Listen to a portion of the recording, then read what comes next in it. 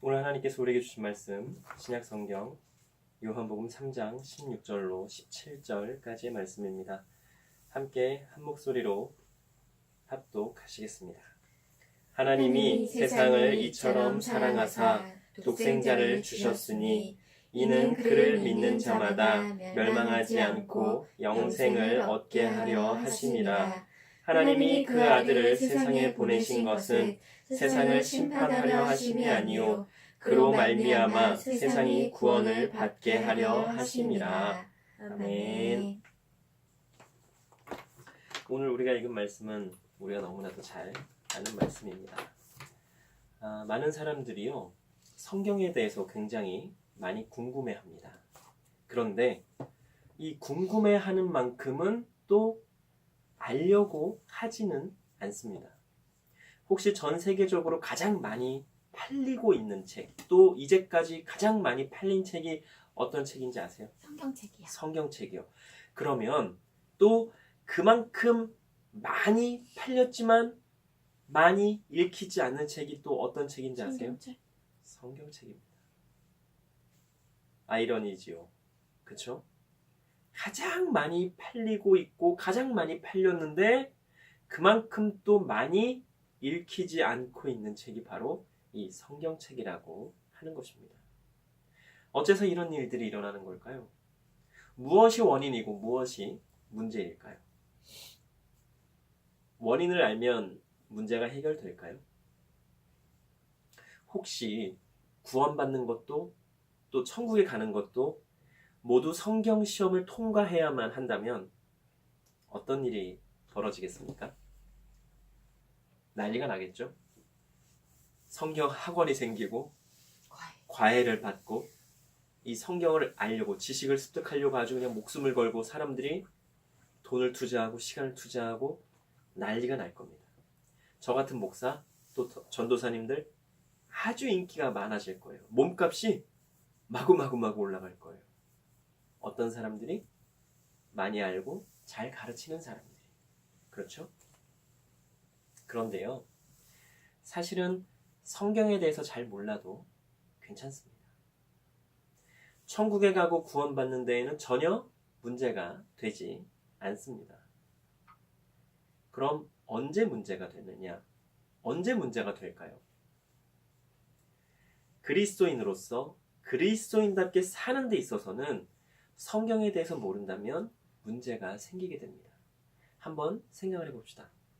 인간이 인간답게 살아야 해요. 알죠, 우리는 다. 인간은 인간답게 살아야 한다. 그런데 기본적으로 인간으로서 기본 도리가 무엇인지를 알아야 인간답게 살 수 있잖아요.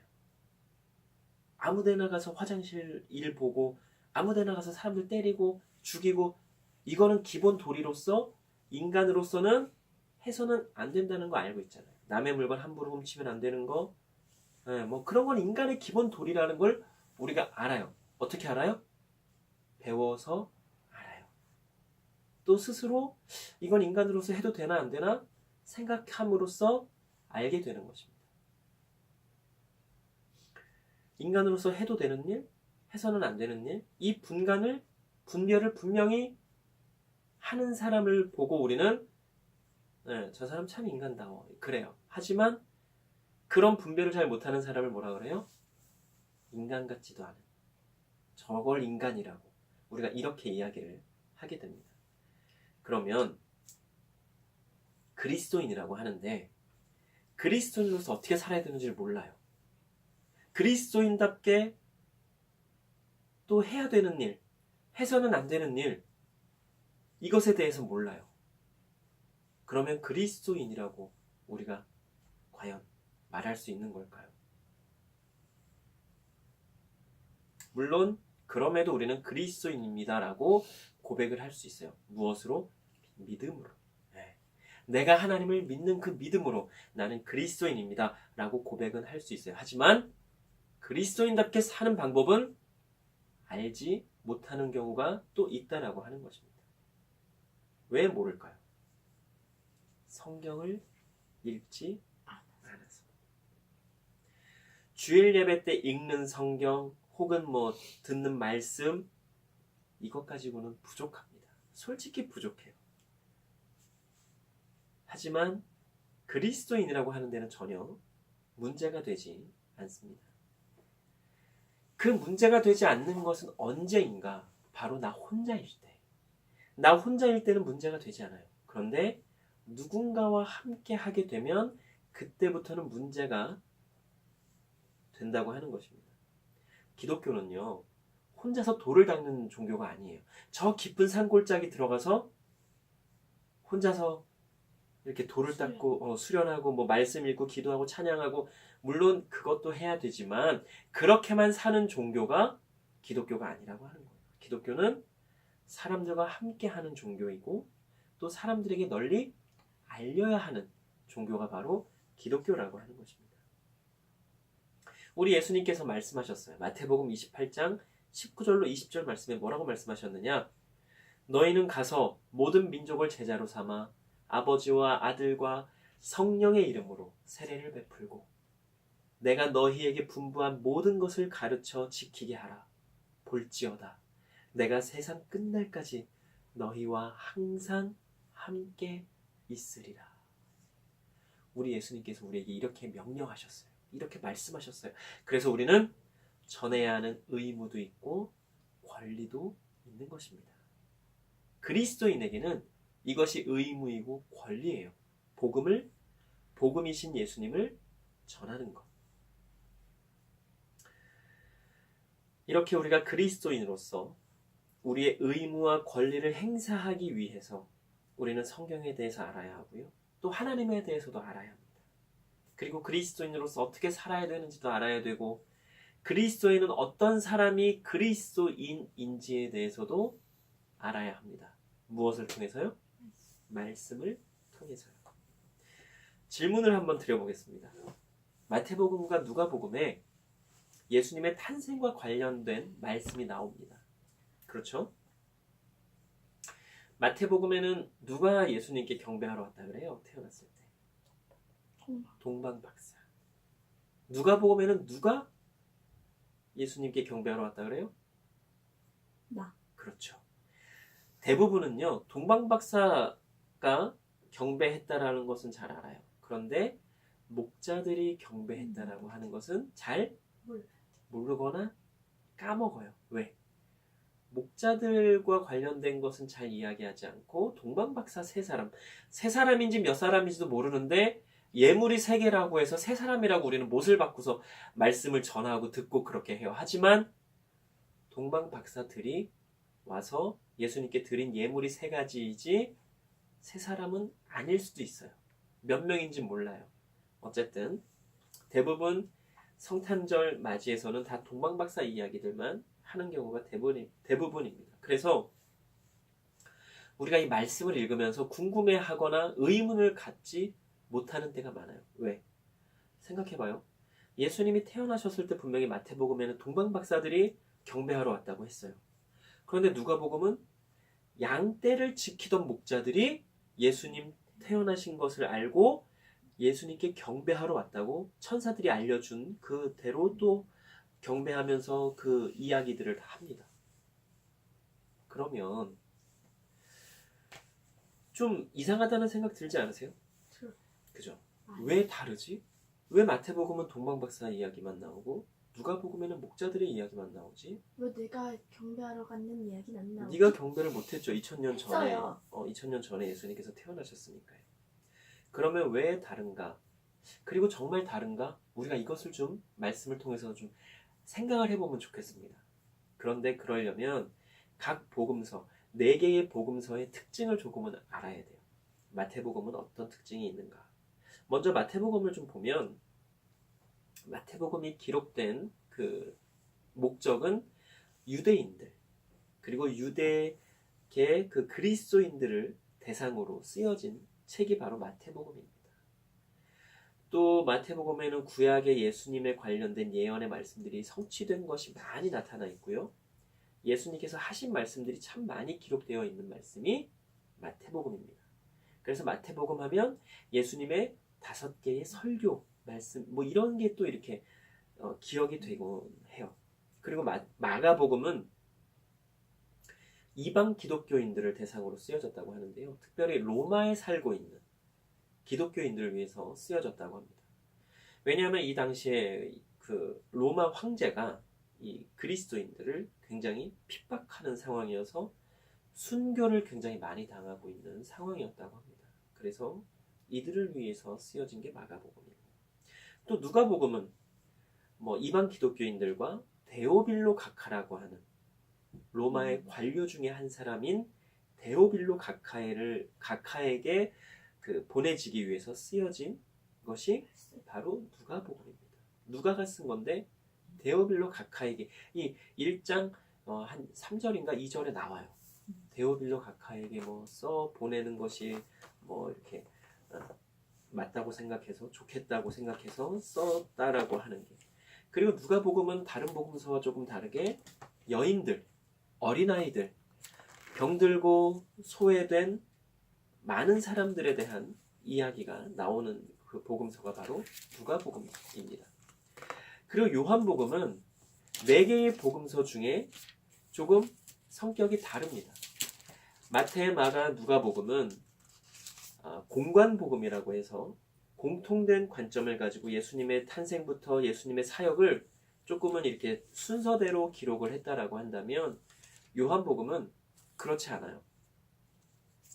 요한복음은 예수님의 하나님 되심을 좀 많이 강조한 말씀이 바로 요한복음입니다. 이것을 좀 어려운 말로는 예수님의 신성을 강조했다라고 이야기하는데요. 삼위일체 하나님이신 우리 예수님에 대한 그 이야기가 요한복음에 참 많이 나옵니다. 그래서 세 복음서, 앞에 그 세 복음서와는 조금 성격이 다르다라고 우리가 기억을 하면 좋겠습니다. 그래서 요한복음 1장 1절은 어떻게 시작이 되느냐? 태초에 말씀이 계시니라. 이 말씀이 하나님과 함께 계셨으니 이 말씀은 곧 하나님이시니라. 이렇게 말씀이 시작이 돼요. 이 말씀이 누구를 나타내는 거예요? 예수님. 응. 그래서 삼위일체 하나님에 대해서 알고 싶으면 요한복음 1장을 좀 깊이 읽고 묵상해 보면 삼위일체 하나님에 대해서 조금은 더 알 수가 있다라고 하는 것입니다. 그래서 이러한 관점으로 우리가 이 말씀 복음서가 조금 다르다는 것을 알고 말씀을 보게 되면, 그래서 동방박사 이야기가 여기에 나오고 여기에는 목자들의 이야기가 나오는구나 하는 것을 우리가 조금은 알 수가 있고 이해할 수가 있게 되는 것입니다. 그런데 저도 참 되게 짓궂다고 해야 될까요? 또 궁금한 게 생긴 거예요. 좋아요. 동방박사와 목자들의 이야기가 기록이 되어 있잖아요. 그러면 과연 그 예수님께서 탄생하셨을 때 동방박사와 그 목자들만 경배하러 왔을까? 아니요, 나도 갔어. 하는 생각이 드는 거예요. 맞아요. 예언이 같이 저 옆지방의 박씨가 예수님이라는 분이 태어나셨어? 유대의 왕으로 누가 오셨다고 소문이나 소식을 듣고 나도 경배하러 가야지 하고 왔을 수도 있어요. 또 같은 동네에 김씨가 와서 나도 나도 왕이신 예수님께 경배해야지 하고 왔을 수도 있어요. 하지만 그러한 것을 만약에 왔다고 해도 기록을 안 했을 수도 있겠죠. 왜? 너무나 많은 사람들이 왔으니까. 그 중에 대표적으로 동방박사와 목자들의 이야기만 기록을 했을 수도 있겠다라는 생각을 한번 해봤습니다. 이것은 정확한 건 아니에요. 잘 몰라요. 하지만 이러한 상상도 가능하지 않을까. 왜요? 여기에는 동방박사 이야기만 기록되어 있고 여기에는 목자들의 이야기만 기록되어 있잖아요. 분명히 제자들은 다 보지 않았을까? 다 듣지 않았을까? 그 관련돼서. 그러나 복음서마다의 특징이 조금 다르기 때문에, 기록하는 사람의 특징이 조금 다르기 때문에 어떤 건 제하고 어떤 건 또 취하고 그랬을 수도 있다라는 생각이 드는 겁니다. 그래서 우리가 정확히는 알 수 없지만 이러한 여러 가지 생각들을 말씀을 읽으면서 한 번쯤은 생각을 해봐도 되겠다라는 생각이 듭니다. 그리고 그 동방박사들이 예수님께 드렸던 3가지 예물 기억나나요? 네, 황금이랑 향유랑 모략. 네. 이 3가지의 황유는 황금, 유향. 향유는 제가 기억했어요. 유향. 네, 그래요. 향유에 그러면 뭐 유향이나 향유나 비슷한데요. 향유가 더 좋아요. 근데 향유하고 유향은 좀 다를 거예요. 뭐 비슷하네. 비슷해요, 비슷하기는. 근데 성경이 나온 이 세 가지 세 가지 예물에 관련해서 우리가 조금 보면 이 예물은 보통 왕에게 드리는 선물인 거예요. 그런데 또 한편으로는 죽은 사람을 위해서 드려지는 것이기도 해요. 모략이라고 하는 게 뭔지 알아요? 알아요. 뭐예요? 냄새 나는 약. 아니에요.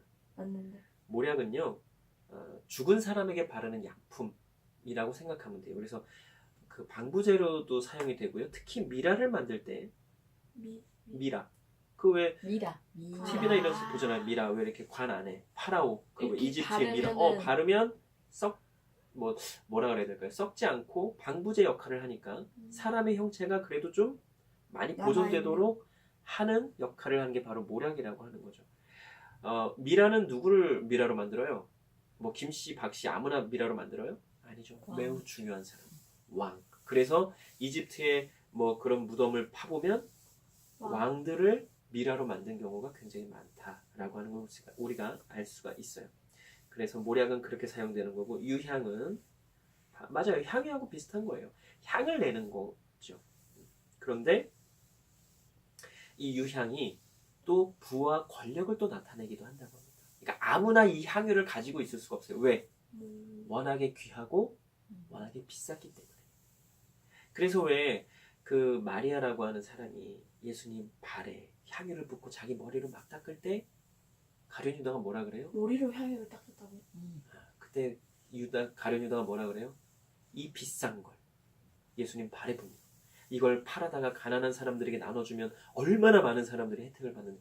그러니까 향유라는 게 이 향을 내는 당시의 그런 물건들이 굉장히 귀하고 굉장히 고가의 값비싼 것이었다라고 알면 되겠고요. 그래서 이러한 이 향유 또한 유향 또한 권력과 부를 상징하기도 하고 또 이것이 진통작용도 하고 또 방향제 우리가 왜 향기 나는 거 왜 집에다 놓죠?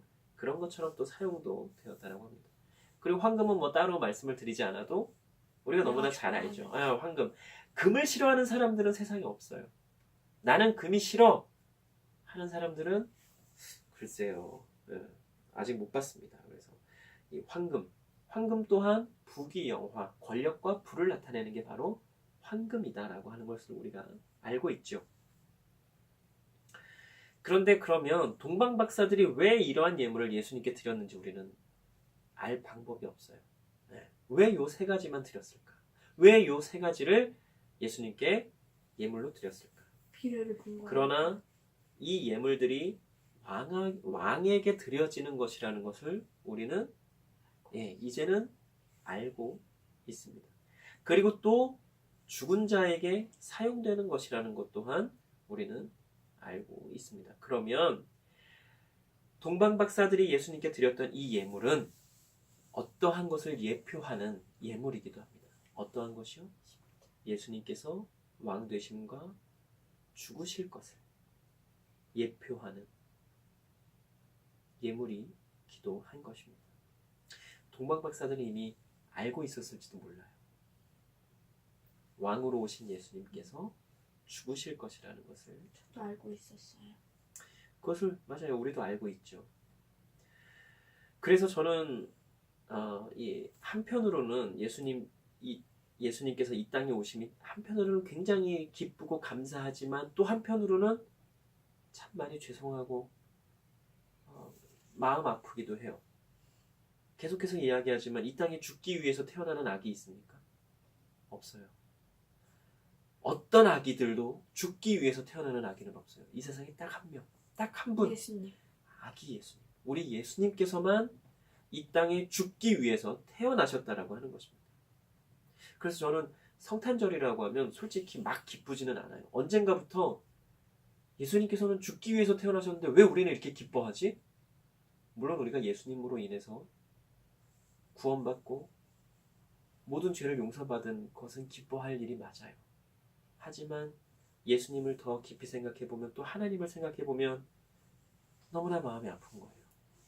나 때문에 나를 위해서 죽기 위해 이 땅에 오신 거잖아요. 그런데 한없이 기뻐만 할 수 있을까요? 그럴 수는 없죠. 그래서 저는요, 오히려 성탄절이 기쁜 게 아니라 부활절이 기뻐요. 그런데 대부분의 사람들은 부활절도 기뻐하지만 부활절을 좀 힘들어합니다. 왜?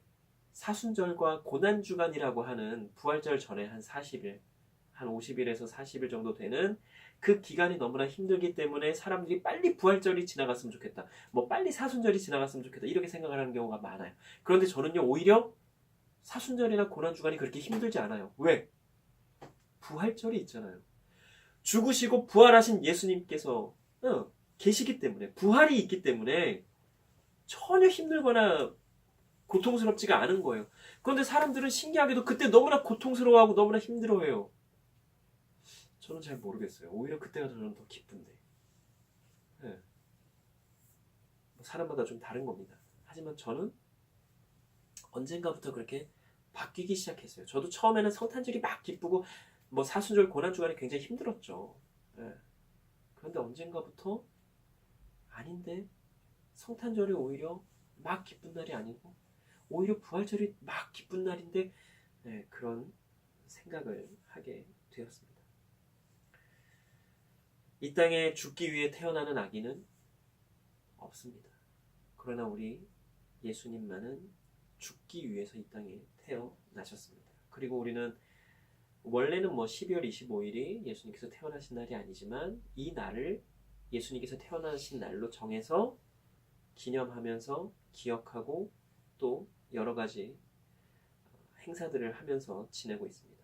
그런데요, 단순히 선물만 주고받는 성탄절이 아니라 정말로 예수님께서 탄생하신 이유와 목적에 대해서도 보다 더 깊이 생각하고 나누는 귀한 성탄절이 되었으면 좋겠습니다. 그리고 이왕이면 성경도 읽으면서 또 읽은 말씀을 나누면서 예수님에 대해서 더 깊이 알게 되는 성탄절이 되면 좋겠습니다. 오늘 우리가 읽은 말씀, 예수님께서 이 땅에 왜 오셨다고요? 하나님께서 예수님을 이 땅에 왜 보내셨다고요?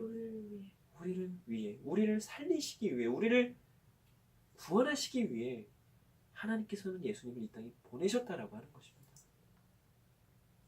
우리가 이것을 기억해야 되는 거예요. 예수님께서 이 땅에 왜 오셨는가?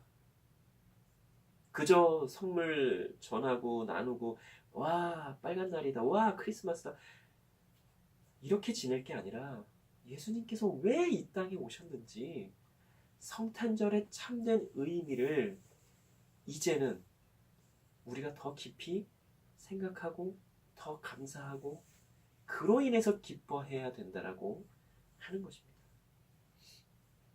그리고 이 성경을 통해서 그리스도인으로서 그리스도인답게 사는 것은 어떻게 사는 것인지에 대해서도 우리가 또 함께 나누면서 생각해보면 참 좋겠습니다. 우리 예수님께서 이 땅에 오신 이유는 누가 뭐라고 해도 우리를 위해 죽으시고 우리를 구원해 주시기 위함입니다.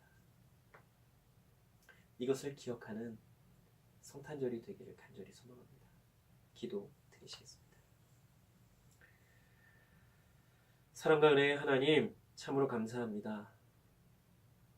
우리 예수님께서 이 땅에 오신 이유와 목적이 무엇인지 더욱더 깊이 생각하는 성탄절이 되게 하여 주시옵소서. 우리끼리 즐겁고 우리끼리 행복한 시간이 아니라 정말로 예수님을 깊이 생각하면서 또 예수님을 함께 나누면서 예수님의 태어나심, 이 땅에 오심을 다시금 생각하며 감사하며 기뻐하는 귀한 성탄절이 되게 하여 주시옵소서.